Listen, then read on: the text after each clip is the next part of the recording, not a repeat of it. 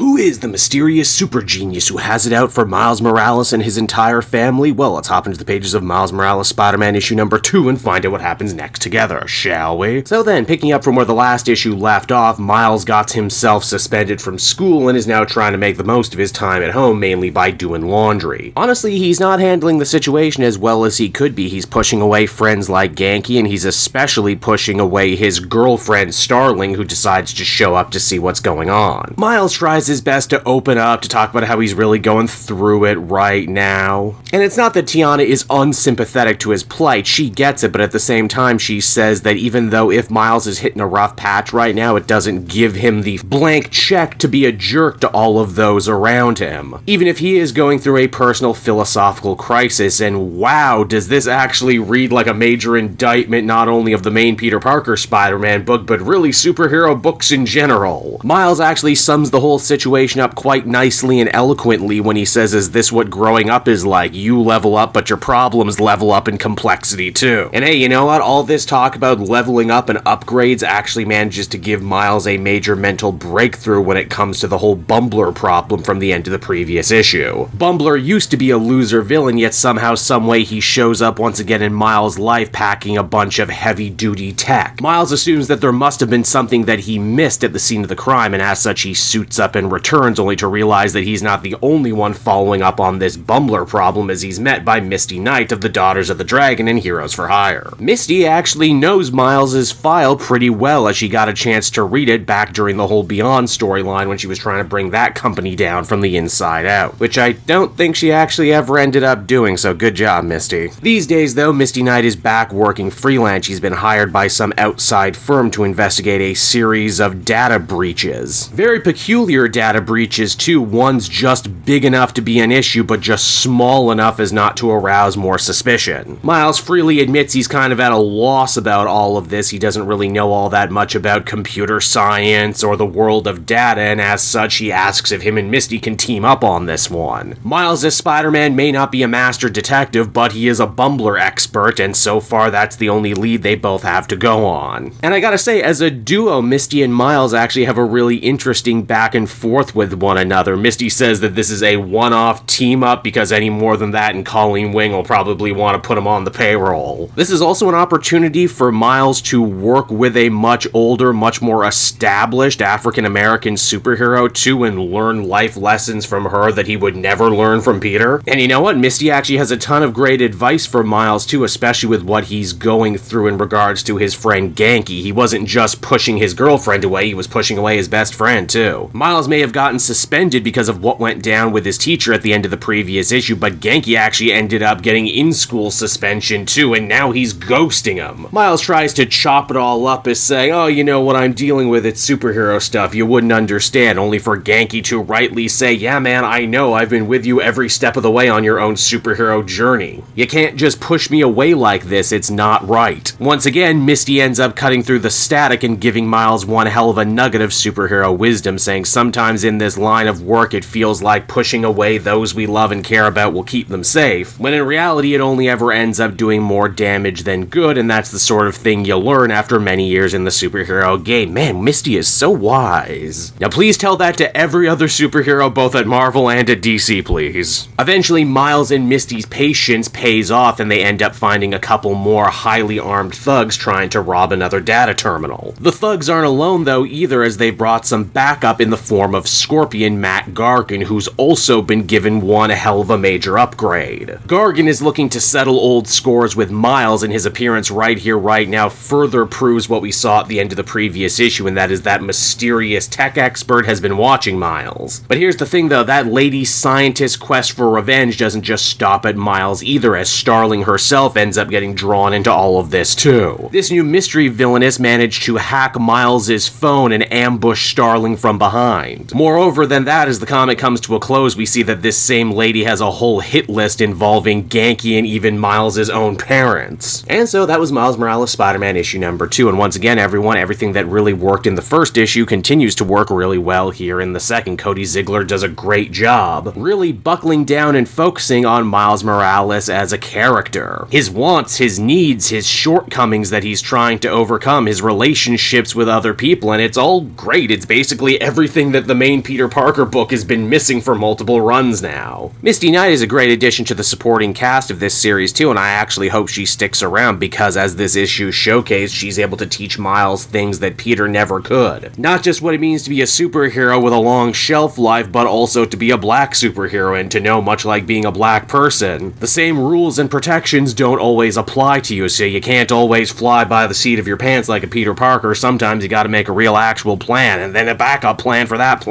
As far as villains go, it's actually nice to see Scorpion back and with something to do for a change. And this new mystery mad science lady is a lot of fun too, even if I feel like I may very well have guessed her motivation before I was supposed to all the way back in issue 1. All in all, I thought this issue was a real joy. I would give it an 8.5 out of 10. I think the Miles Morales book is in really good hands moving forward, and I couldn't be happier. Hey there everyone, it's your old pal Cape Jewel, and if you're seeing me right now, that means you watched to the end of the video, which I am very appreciative of. It really helps drive engagement and retention and all that other good YouTube stuff. So does liking and commenting. Wink wink. If you like my content too, you should check out my Patreon page. We just redid all the tiers, so there's a ton of great rewards. You can become a patron for as little as $1 a month, and well, it would just really help me out. It's never expected, but always appreciated. So until next time everyone, I've been Cape Joel, and I will see you next time. Bye-bye.